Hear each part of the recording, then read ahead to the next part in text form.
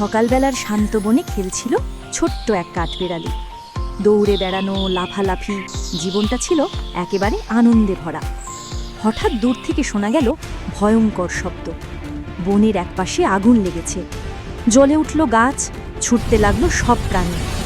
সবাই যখন পালাচ্ছে তখন কাঠবিড়ালির কানে এলো ক্ষীণ কান্নার আওয়াজ, কেউ বাঁচাও।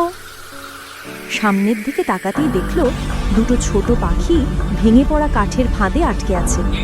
আগুন তাদের একদম কাছ পর্যন্ত পৌঁছে গেছে। ভয় পেল কাঠবিড়ালি, তার ছোট শরীর চারপাশে আগুন। তবুও সে নিজেকে বলল, না, ভয় পেলেও আমাকে ওদের বাঁচাতেই হবে। সাহস জোগাড় করে সে ছুটে গেল আগুনের দিকে।